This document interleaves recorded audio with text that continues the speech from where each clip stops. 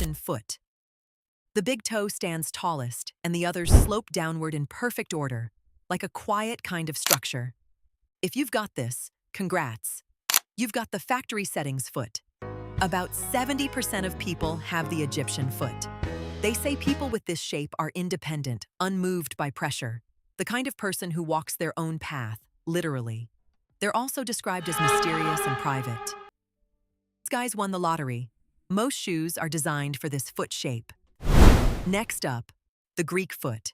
This one is easy to spot because the second toe is longer than the big toe. That second toe is basically the main character. It actually shows up in ancient sculptures associated with beauty, movement, and creativity. This shape is linked to expressiveness, maybe a bit of drama, and strong opinions.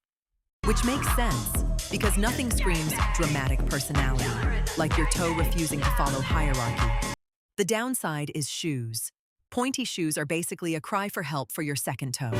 The third one is the Roman foot. This one is boxy. The first 3 toes line up like they're standing in formation. Your toes look like they believe in teamwork. The Roman foot is also called the extrovert foot, because if feet could host parties, this one would. It is said that people with this foot type are social, outgoing, and thrive around others. Basically, if there's a group chat, you're the one keeping it alive. The best shoes for this foot type are wide toe box shoes. Your feet are not here for tight, narrow fashion decisions. The fourth one is the peasant foot.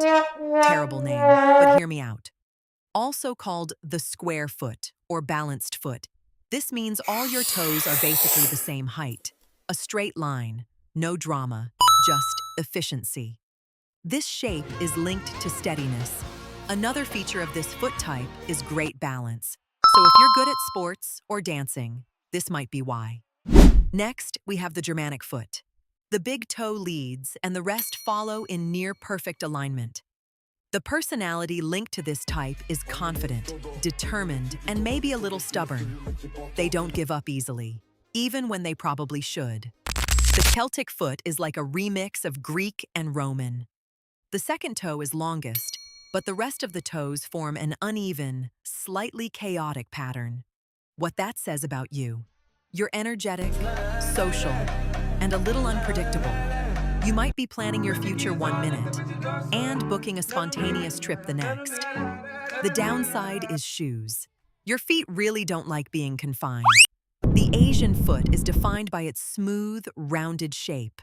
The toes form a gentle curve together.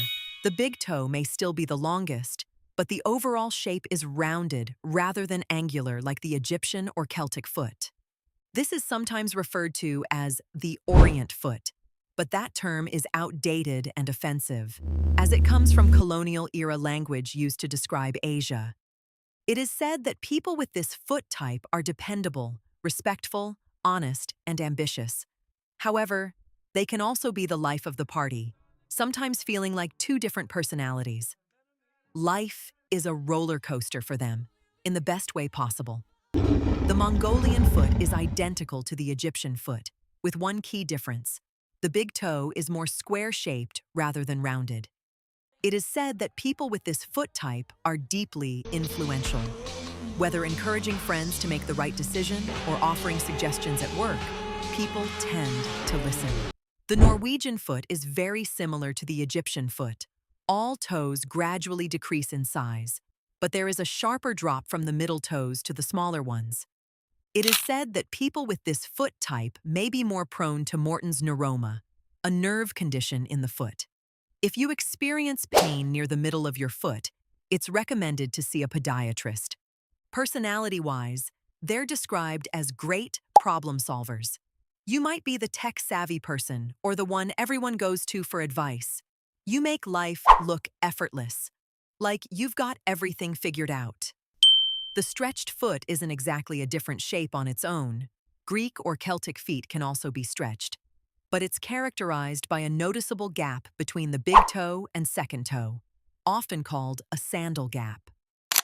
This is caused by wider spacing in the bones and is more commonly observed among women and people from Australia, the Philippines, and Polynesia. What type are you? Drop it in the comments. Did the personality description match you, or was it completely off? If you enjoyed this, hit like, subscribe,